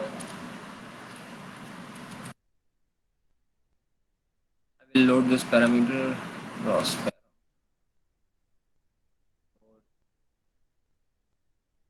जिस तरह से रॉस पैरम की कमांड्स हैं सेट और गेट और लिस्ट, इस तरह से आप लोड करा सकते हो कोई फाइल. तो मेरे पास ये एक फाइल है, सिंपल यूआरडीएफ फाइल, एंड एक्सप्लेन कि यूआरडीएफ क्या होती है. लेकिन अभी मैं इसको लोड करा रहा हूँ और इसका नाम होगा robot description.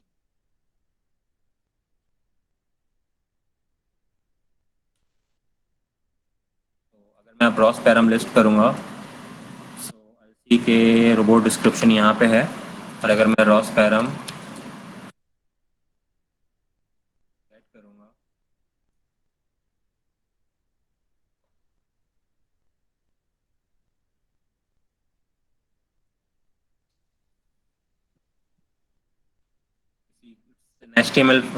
HTML like file markup language, जो यहाँ पे वो पूरी उसने पैरामीटर सर्वर पे लोड करी हुई. What's the point of doing it? तो मैंने पैरामीटर सर्वर पे अपना जो रोबोट डिस्क्रिप्शन थी वो लोड कर दी है. अब अगर मुझे रोबोट को यहाँ इस गजीबो एनवायरनमेंट के अंदर लेके आना है, so what I can do is मैं रॉस रन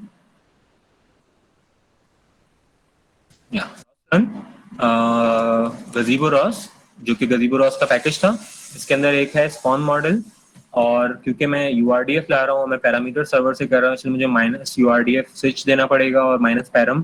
पैरम का जो नाम है वो है रोबोट डिस्क्रिप्शन, और आई थिंक ये रोबोट डिस्क्रिप्शन है जी.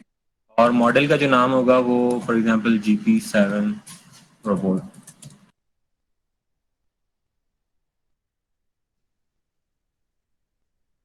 says that successfully spawn entity. So अगर हम यहाँ देखेंगे टर्मिनल में, so takes a time क्योंकि मैं वर्चुअल एनवायरनमेंट में चला रहा हूँ तो इसलिए होल रोबोट, लेकिन ये दिख नहीं रहा।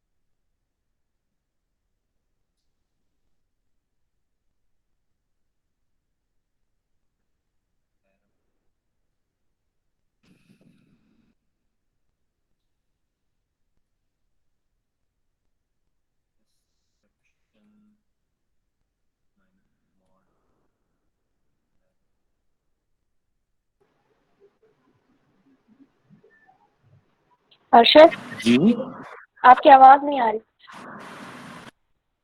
हेलो, एक मिनट। हाँ, See the video also having an issue on the internet on my side. Didn't get the form link as of here. We are unable to hear you. Unable to hear you. Okay. आवाज आ रही है? हाँ आ रही है। I'm sorry, क्या कहते हैं,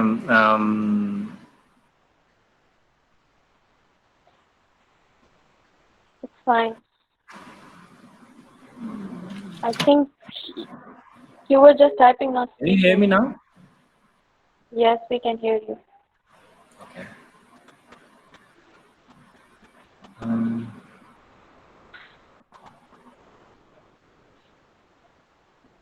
Okay. Will be at the end. Be kindly patient. Actually हो ये रहा है कि मैं क्या कहते हैं वो विंडोज स्विच कर जाता हूँ ना, तो मुझे कमेंट्स नहीं दिखते, इसलिए मैं क्या कहते हैं चलता जाता हूँ, मुझे दिख नहीं रहा कि मैं लाइक कौन लाइक आवाज आ रही है कि नहीं आ रही। तो अर्शद, और कितना टाइम है, क्योंकि हम अभी क्वेश्चन आंसर सेशन भी शुरू करेंगे। I think like most of the presentation के अंदर इस तरह की चीजें हैं, लेकिन लाइक ये सारी चीजें जो मैं यहाँ पे बता रहा हूँ, आप एक्चुअली जाके इसे लाइक इसके अंदर भी लिखी हुई, इससे भी ट्राई कर सकते हो। लेकिन मैंने at the end of the presentation, if you see this, so there are some resourceful useful resources जिससे आप क्या कहते हैं इससे भी सीख सकते हो। और अगर कोई प्रॉब्लम आती है कभी किसी पैकेज के अंदर या कुछ इंस्टॉल करने के अंदर, so you can message me और I try to help you as much as possible. One more thing, like I am sorry मैं स्किप कर रहा हूँ थोड़ी सी चीजें, लेकिन आई थिंक आप लोग के पास वो है। I wanted to show you guys some videos to tell you कि किस तरह से चीजें क्या क्या आप कर सकते हो। So one of them is like this joint position controls. I recently did this project for a Chinese company, जिसके अंदर उनके पास इंडस्ट्रियल रोबोटिक आर्म था, और मैंने उसकी पहले सिमुलेशन घर से बैठ के बनाई, और फिर मैंने उनको अपना कोड सेंड कर दिया, तो उन्होंने वो अपने रियल रोबोट पे चेक करें and it was working. So for example, you can, in this video, I'm trying to control all the joints from, so this is RQT basically, that's what I was talking about. And this is, in the background, this is gazebo. Similarly, you can do position control. So इसमें मैं जो हूँ इस वाली video में जो है वो आप joints control कर रहे थे, joints control हो रहे थे। इसी तरीके से आप जो है वो for example different poses send कर सकते हो। तो pose का मतलब होता है position and orientation with respect to some fixed frame. So using that you can actually control the robotic arm. You don't have to, it's basically inverse kinematics हो रही होती है उसके अंदर, and this is RViz. So you can see I was saying कि RViz जो है वो विजुअलाइजेशन सॉफ्टवेयर है। सो इसमें अगर आप देखो तो हम विजुलाइज कर सकते हैं कि डिफरेंट फ्रेम्स जो अटैच हुए होते हैं, डिफरेंट कोऑर्डिनेट फ्रेम्स जो अटैच हुए होते हैं, वो किस तरह से अटैच हुए हुए हैं विद ईच लिंक। एंड इस पार्ट में जो है I am trying to show के अगर मैं सारी चीज़ें जीरो कर देता हूँ इसके अंदर, 1 minute.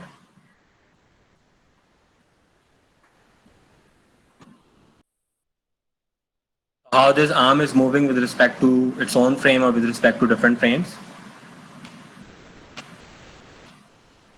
Yes, because of the shortage of time, I can't explain everything. Or but the point is that if you guys want to learn ROS, it's a little bit difficult to start. But जब तुम लोग start करते हो तो उसके बाद बहुत सारी चीजें आसान होने लगती हैं क्योंकि आपको बहुत सारी commands पता चल जाती हैं. One last thing, just go through this presentation. Sorry, last thing, just go through this presentation, and if you find anything difficult, you can just message me and ask me anything about it, about robotics actually. चलें अब question answer session start कर देते हैं. अरशद, आप सारी queries को clear करें अभी. ओके, अच्छा, मेरी ईमेल एड्रेस जो है वो मैं टाइप कर देता हूँ, बट लाइक मुझे स्पैम मत करना. Okay.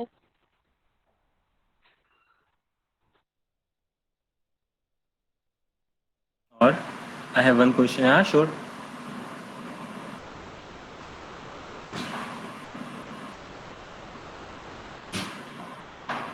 Can I unmute? I don't know आप अनम्यूट कैसे कर सकते हो. अस्सलाम वालेकुम, मेरी आवाज़ आ रही है आपको?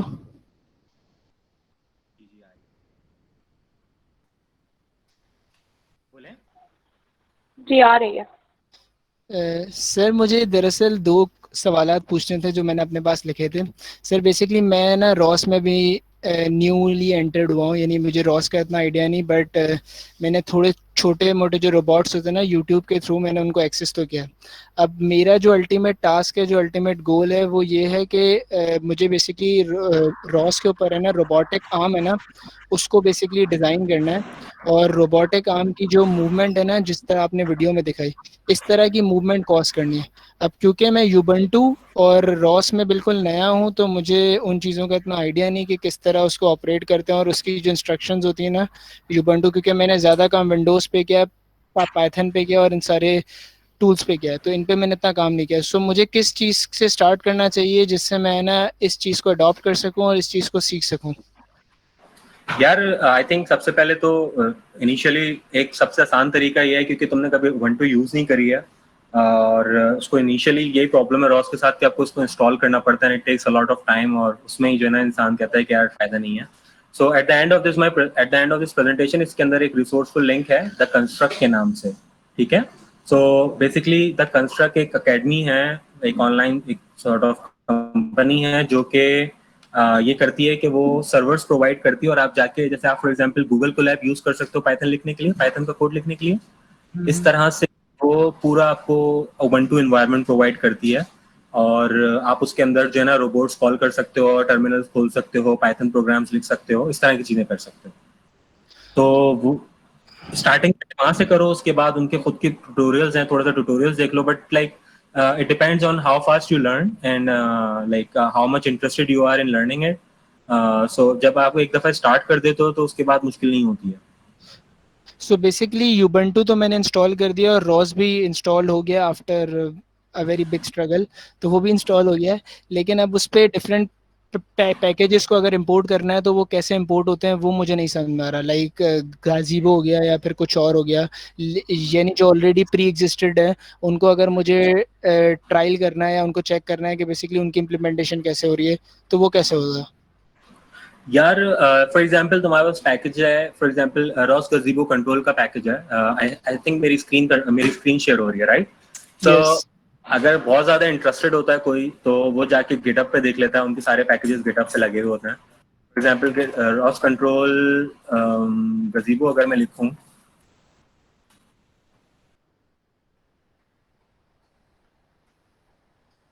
तो ये इसमें लिखा हुआ है do not use it because ये पुरानी रिपोजिटरी है. लेकिन यू कैन सी कि यहाँ पे जो है इन्होंने सारे कोड्स लिखे हुए हैं. तो अगर बहुत ज्यादा शौक है तो यहाँ से जाके पढ़ सकते हो.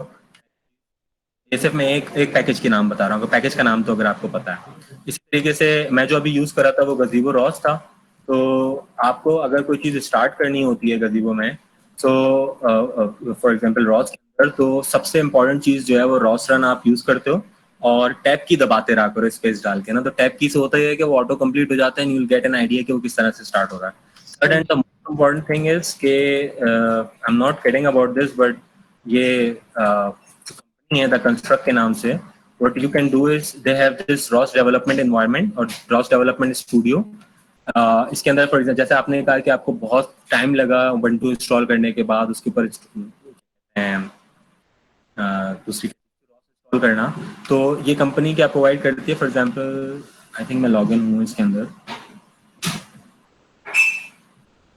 there are gazebo tutorials, ROS real robot tutorial and all that, so you can go and watch their videos। और उसके साथ साथ क्योंकि जो रॉस डेवलपमेंट स्टूडियो है वो इनके वेबसाइट के अंदर ही चलता है, तो तुम ब्राउजर के अंदर ही जो है ना वो उबंटू चला रहे होगे, उस उबंटू के अंदर ही जो है वो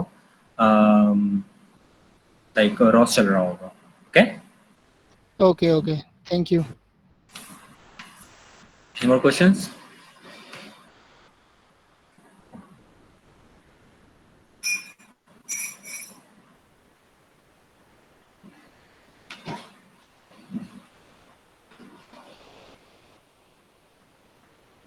और सबको सब समझ किसी और को अच्छा, I need to ask one more thing.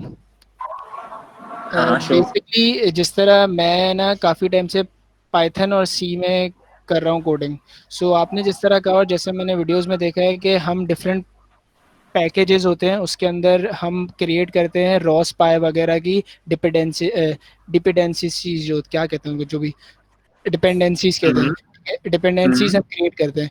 तो बेसिकली रॉस पाई की डिपेंडेंसीज जो हम क्रिएट करते हैं, तो वो जो कोडिंग हम लिखते हैं ना, वो हम किस एनवायरनमेंट में लिखते हैं? क्योंकि मैंने जहाँ तक यूबंटू यूज़ किया और जहाँ तक रॉस यूज़ किया ना, आपके पास यूबंटू का जो टर्मिनल होता है ना, उसके अंदर ही है ना, कोड के अंदर आप एडिट करके या फिर जो आपका रिक्वायर्ड कोड होता है पाइथन या सी का, आप उसको कॉपी पेस्ट करके फिर उसी तरह ट्राई करते हो, या कोई और मेथड होता है? लाइक हम कोडिंग में डिपेंडेंसीज को किस तरह यूज करते हैं कि एक कोड मेरा सी में लिखा हुआ है और एक कोड मेरा पाइथन में लिखा हुआ है, एक पे कोई अलग चल रहा है काम, एक पे कोई अलग काम चल रहा है, और मैं चाहता हूँ कि इन दोनों का काम है ना मैं एक साथ एक रोबोट पे इम्प्लीमेंट करूँ। तो वो ये तुम कर सकते हो डिफरेंट नोट्स के थ्रू। फॉर एग्जांपल अगर तुम्हारे पास दो नोट्स लिखी हुई हैं, एक पाइथन नोड है और एक दूसरी नोड है, तो आई गेस अगर आपको पता हो कि पाइथन के अंदर फर्स्ट लाइन के अंदर शीबैंग डालना है, तो is basically it tells you कि वो जो पाइथन का प्रोग्राम है वो आप एज अ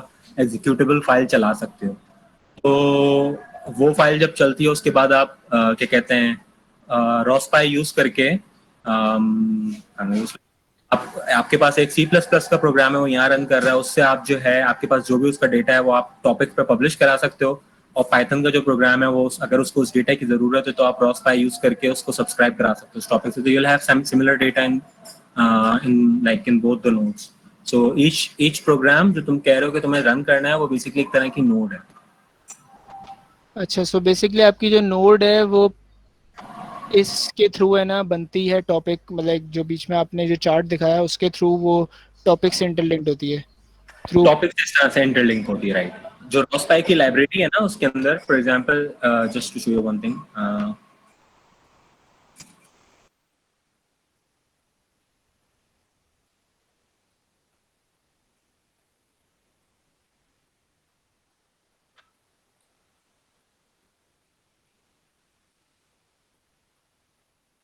एक मिनट ये भूल गया था।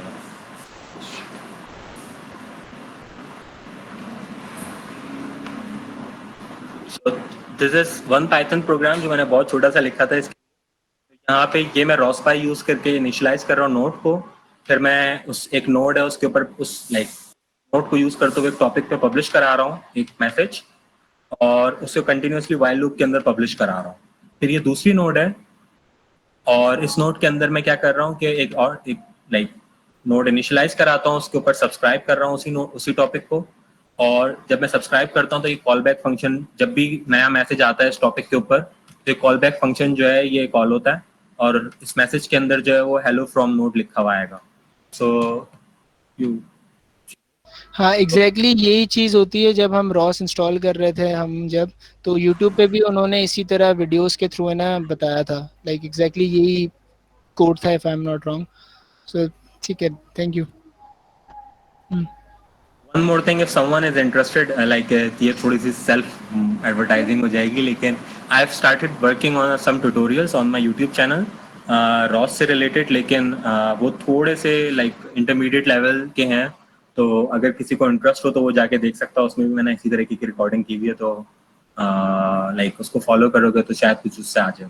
Like, क्योंकि मुझे बहुत सारे लोगों ने मैसेज करके बोला कि हमें 6 degrees of freedom robotic arm simulate करना है या बनाना है, लेकिन रॉस के अंदर नहीं बना सकते। बट टू बी ऑनेस्ट मैं बताऊं, अगर थोड़ा बहुत आपको आता हो तो it takes no less than 3 days 4 days to simulate this robotic arm in ROS, like fully functional, जिसमें आपके इनवर्स काइनेमेटिक्स हो रही होगी और सारी चीजें हो रही होगी।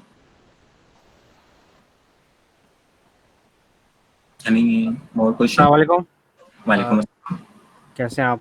जी वो मेरा सवाल था, बेसिकली क्या आपने पॉइंट क्लाउड पे काम किया है रॉस पे? भाई मैंने नहीं, अभी मैंने आई थिंक इतना नहीं किया। मैंने इनिशियली जब मैं अपने मास्टर्स के दरमियान था तो मैं स्लैम एल्गोरिथम के ऊपर कुछ काम कर रहा था, तो उसमें मैंने थोड़ा सा काम किया था, लेकिन अब मतलब रेगुलरली मेरा most of my work is related to robotic arms. Point clouds normally used in like if you are using mobile robots then you mostly use them, लेकिन इसमें नहीं किया मैंने। अच्छा लाइक तो I have an understanding of how they work. हाँ, तो basically मेरा सवाल ये है कि बेसिकली लेट्स अज्यूम कि एक रोबोट है हमारा और हमने एनवायरनमेंट में रखा हुआ है। अब नॉर्मली अगर आपने अगर मूवेट पे काम किया होगा तो आपको पता होगा कि रोबोट जो है वो एनवायरनमेंट से बहुत ज़्यादा टकराता है, उसे नहीं पता होता कि एनवायरनमेंट पे क्या चीज़ें हैं। तो मैंने एक बुक में पढ़ा था कि पॉइंट क्लाउड से ये प्रॉब्लम सॉल्व हो जाती है, लेकिन मुझे इसका सोल्यूशन नहीं मिला एग्जैक्टली कैसे होगा। पॉइंट क्लाउड से और क्या कहते हैं स्लैम से सॉल्व हो जाती है। उस पॉइंट क्लाउड जो होता है वो बेसिकली क्या होता है कि आप जब 3D कैमरा यूज करते हो या लिडार यूज करते हो, मैं 3D कैमरे से एग्जांपल लेता हूँ। काइनेक्ट कैमरा आप लोगों ने सबने देखा होगा, सही है? वो आपको डेप्थ बताता है, लाइक हर इमेज के अंदर हर चीज की डेप्थ बता देता है कि अच्छा ये पिक्सल यहाँ पे है, तो इसकी ये पिक्सल से कॉरस्पॉन्डिंग जो आपकी रियल वर्ल्ड इन्वायरमेंट में जो है वो ये यहाँ पे ये सोफा रखा है, तो उसकी आपकी कैमरे से इतनी डेप्थ है, राइट? सही। ठीक है, तो उससे आप पॉइंट क्लाउड बनाते हो। पॉइंट क्लाउड क्या होता है कि बेसिकली हर पिक्सल की डेप्थ वैल्यूज जो होती हैं वो बताई हुई होती हैं उसमें, right?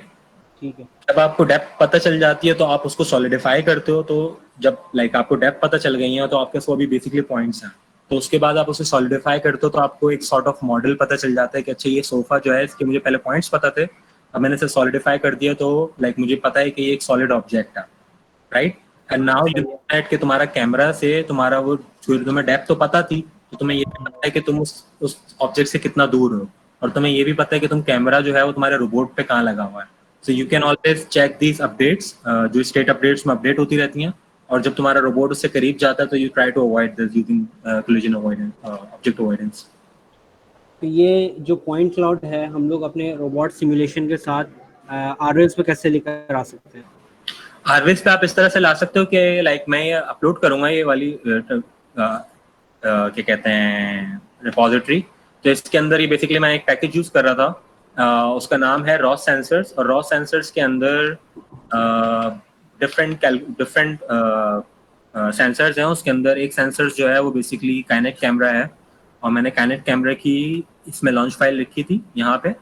So if you launch this file तो होगा क्या कि गजीबो के अंदर तुम्हारे पास काइनेक्ट कैमरा आ जाएगा, और काइनेक्ट सही है। कैमरा आने के साथ साथ तुम्हारे पास डिफरेंट उसके टॉपिक्स पब्लिश होना शुरू हो जाएंगे। इमेज के टॉपिक होंगे, डेप्थ के टॉपिक्स होंगे, वो सारे टॉपिक्स होंगे।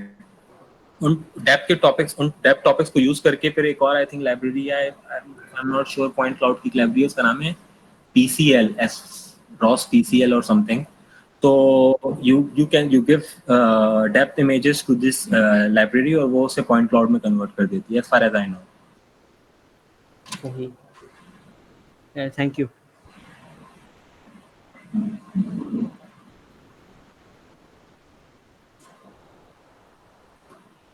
Any more questions? Arshad, comment section में कुछ क्वेश्चन हैं, आप उनको पहले देते हैं। ओके, एक minute, everything voice is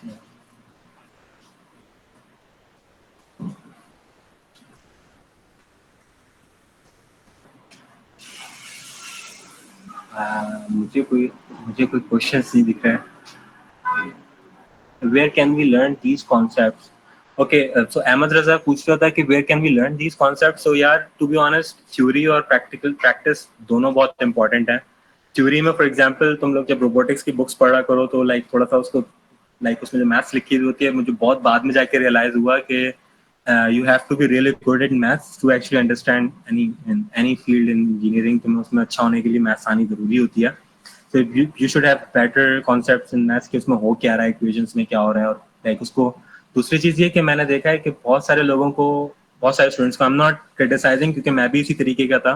for example हमें साइन वेव सिमुलेट करना नहीं आती, हम न्यूमेरिकल एनालिसिस पढ़ते हैं तो उसके बहुत सारी चीज़ें होती हैं। न्यूमेरिकल एनालिसिस नॉर्मली पाइथन पे पढ़ानी चाहिए या किसी दूसरी प्रोग्रामिंग लैंग्वेज पे पढ़ानी चाहिए, जिसमें हमें पता होना चाहिए कि हम जब डिफरेंशियल इक्वेशंस को न्यूमेरिकली सॉल्व करें तो किस तरह से सॉल्व कर रहे हैं, आर के मेथड किस तरह से सॉल्व करें। तो अगर इस तरह ये सारे कॉन्सेप्ट्स क्लियर होंगे ना आपके, तो it will be easier to pick up things जो कि बाद में क्या कहते हैं, आप जब एप्लीकेशन उनकी कर रहे होगे तो आपको आसानी से आपको याद होंगी कि अच्छा ये वाला कर, ये वाली चीज़ कर सकते हैं, ये वाली चीज़ कर सकते हैं।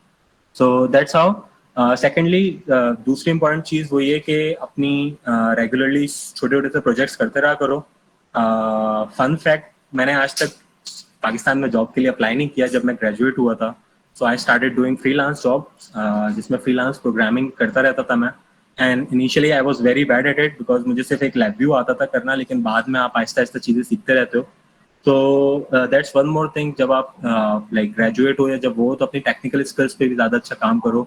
That includes learning Python, learning C++, और लाइक अगर आपको एक लैंग्वेज आती है तो डज नॉट मैटर कि कौन सी लैंग्वेज बेस्ट है। I recently learn JavaScript because it was required for some project. तो ऐसा नहीं है कि उसमें ये लड़ते रहो कि कौन सी प्रोग्रामिंग लैंग्वेज अच्छी कौन सी बुरी है, but just have to be good at it कि आप प्रॉब्लम जो है उसको सॉल्व कर लो। Third and the most important one, be humble.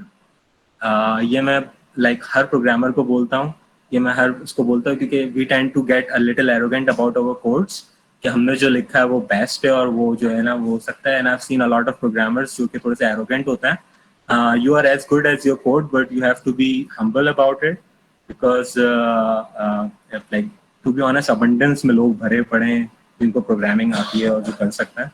सो और इवन नहीं भी आती है तो you should be humble, it's a good thing.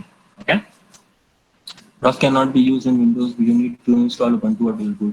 Actually, ROS 2 और ROS can be used in Windows, पर क्या कहते हैं उसमें प्रॉब्लम ये है क्योंकि Windows इस तरह से, उसका आर्किटेक्चर इस तरह से नहीं है कि आप लाइक यूज कर सको। फॉर एग्जाम्पल मैं टर्मिनल बहुत जल्दी खोल सकता हूँ Ubuntu के अंदर और उसको सोर्स करने के आसानी तरीके हैं। ROS 1 और ROS 2 are two different things. तो ROS 2 जो है वो अभी रिसेंटली रिलीज हो रहा है, like it's very like it's not mature completely, और ROS 2 जो है वो इंडस्ट्रियल लेवल का होगा, लेकिन ROS 1 जो होता है इसमें बहुत सारे प्रॉब्लम्स जो मैंने एंड में इसमें लिखे हैं यहाँ पे। तो लाइक ROS 2 तुम सब में यूज़ कर सकते हो, विंडोज़ में, मैक में और Ubuntu में। ROS 1 जो है वो भी आप मेरे ख्याल से विंडोज़ में यूज़ कर सकते हैं, लेकिन like I would prefer to use it in Ubuntu। Everyone,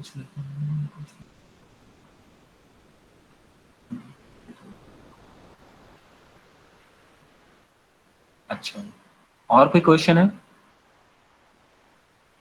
ROS में काम करने के लिए थ्योरीज कैमेटिक समझ पढ़ना जरूरी है, अगर है तो इसको कहाँ से सीखना चाहिए? I just want to learn path and path में इसको सीख कर। ओके, सो दिस इज निहाल अहमद ने सवाल किया था कि थ्योरीज पढ़नी जरूरी होती है। आई वुड से अगेन कि अगर आपके कॉन्सेप्ट जितने ज़्यादा क्लियर हैं उतना आसान रहता है आपके लिए, और फ्रीलांस आप कर सकते हो इसमें। टू बी ऑनेस्ट मैं खुद भी फ्रीलांस करता हूँ रोबोटिक्स से रिलेटेड और पाइथन से related, and like it's because interesting projects मिलते हैं आपको उसके अंदर, और आप कर सकते हो। लेकिन जब जितने आपके कॉन्सेप्ट्स क्लियर होंगे और जितना आप प्रैक्टिकल काम करोगे उससे ही वो ज़्यादा क्लियर होते हैं। लेकिन इसका मतलब ये नहीं है कि यू स्टार्ट री inventing the wheel. So like a month ago एक लड़के ने मुझे मैसेज करके बोला कि मुझे 6 डिग्रीज ऑफ फ्रीडम का 6 डिग्री रोबोटिक आर्म की इन्वर्स काइनेमेटिक सॉल्व करनी है। टू बी ऑनेस्ट मैंने जिंदगी में 3 डिग्रीज ऑफ फ्रीडम से ज़्यादा की काइनेमेटिक सॉल्व नहीं करी है, because inverse kinematics, forward kinematics तो आप फिर भी सॉल्व कर लेते हो, लेकिन इनवर्स काइनेमेटिक्स में जो है ना वो बहुत सारे प्रॉब्लम आते हैं आपको जब आप हाथ से करने बैठते हो। तो बहुत सारी बुक्स हैं जिससे देख के आप पढ़ना स्टार्ट कर सकते हो, लेकिन इसका मतलब ये नहीं है कि आप हाथ से करोगे या उसे डायरेक्ट प्रोग्राम में लिखोगे तो जरूरी है। आपके कॉन्सेप्ट्स क्लियर होने चाहिए, उसके बाद आप डिफरेंट लाइब्रेरीज यूज कर सकते हो। जैसे अभी उसामा ने किसी ने मेंशन किया था कि मूव इट यूज कर सकते हो या लाइक IK फास्ट यूज कर सकते हो, जिससे बहुत सारी चीजें ऑलरेडी रिटर्न है, लाइक आपको उसमें रीइन्वेंट करने की जरूरत नहीं है, लेकिन पीछे क्या हो रहा है ये आपको पता होना चाहिए, ताकि बाद में कभी कोई प्रॉब्लम हो तो at least you will be able to debug it.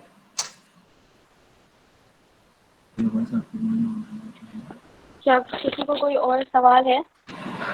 This is one very interesting thing. What is the ideal bachelor's degree which can help in masters in robotics in Pakistan? There are no bachelor's degree in robotics in Pakistan.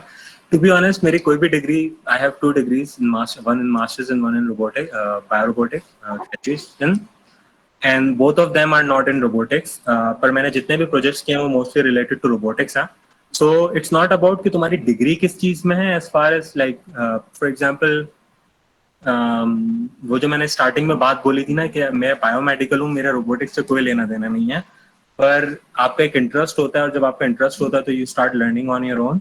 सो ये जरूरी है। ये मैं थोड़ा सा अजीब सा लगता है जब मैं सुनता हूँ कि इस फील्ड का स्कोप है या उस फील्ड का स्कोप है। एक्चुअली में सारी फील्ड का स्कोप होता है, depends on how good you are. अगर आपको कुछ नहीं आता तो आप लाइक MIT से मास्टर्स भी कर लें तो वो लोग भी जो फारिग ही बैठे हुए होते हैं।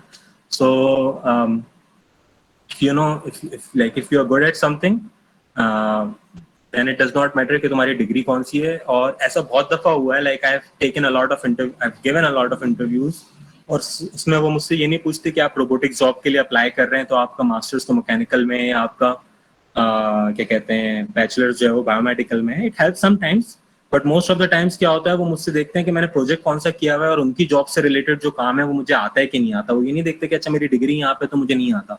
Like basically I should not be a software developer because I'm not a CS student. I was not a CS student or a computer science student. But that's the things that you learn on your own, जो आपको सबसे ज़्यादा अच्छी समझ में आती हैं, और the ones that you actually excel in it.